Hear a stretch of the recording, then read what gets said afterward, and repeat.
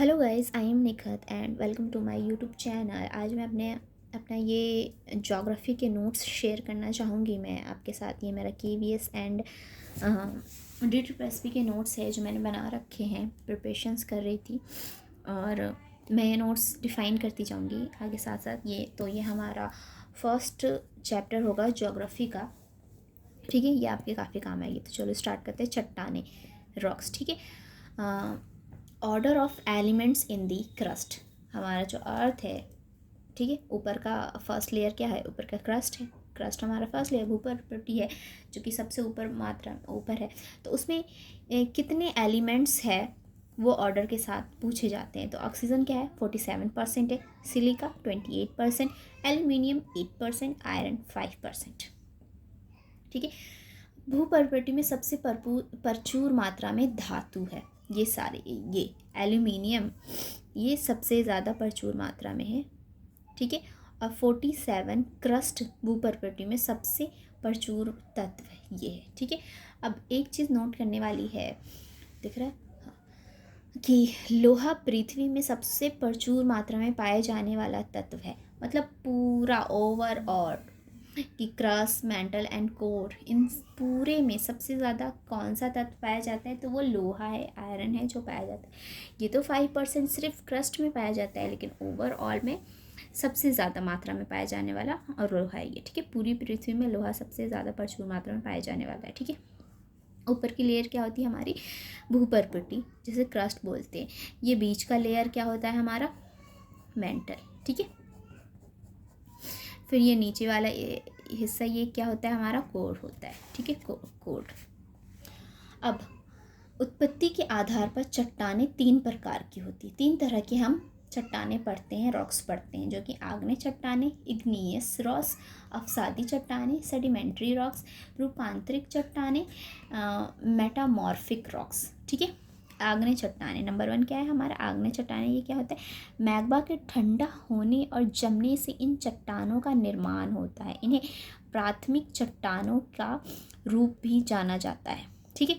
तो मैग्मा जो निकलती है ऊपर बाहर, तो यही जो आकर के लावा जो जम जाती है, यही आग्नेय चट्टानें कहलाती है, ठीक है।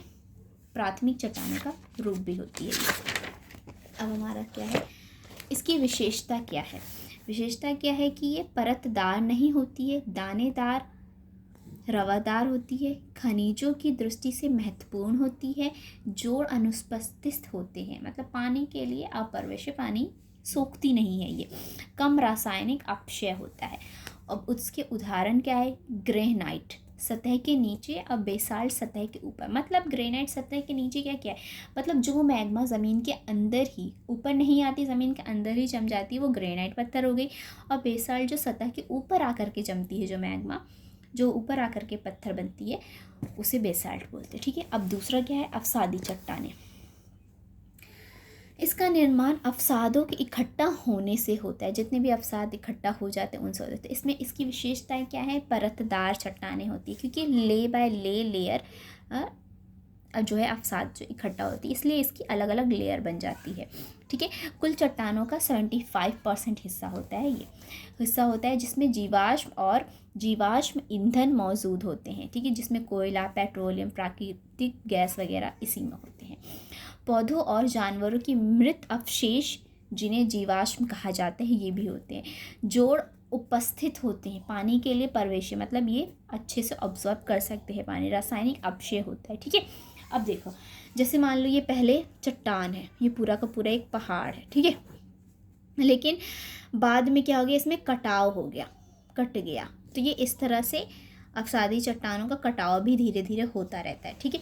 अब इसके उदाहरण देखें तो क्या है? तो चूना पत्थर, लाइमस्टोन होता है, बलुआ पत्थर, और लोएस होता है। लोएस क्या है? ये चीन में होता है। ये रेत के अत्यधिक महीन कणों के जमा होने से निर्मित मैदान लोएस कहलाते हैं, जो कि ये चीन। अब हम जानेंगे रूपांतरिक चट्टानें क्या होती है, कैसी होती है, ठीक है।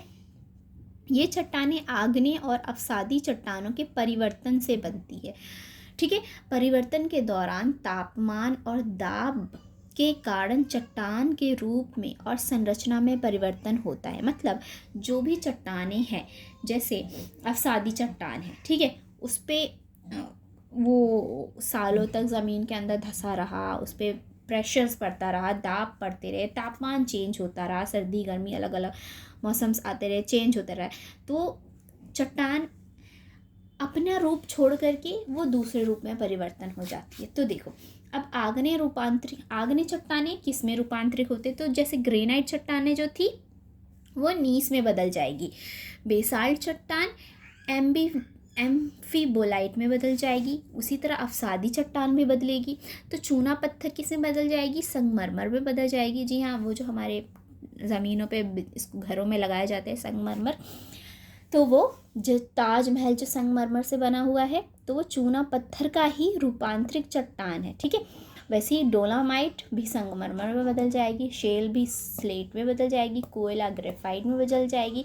अब ग्रेफाइट भी देखा जाए तो ग्रेफाइट भी अलग बदल जाएगा, ग्रेफाइट हीरा में बदल जाएगा, ठीक है। मतलब रूपांतरित हो जाएगी, अभी आगे देखेंगे।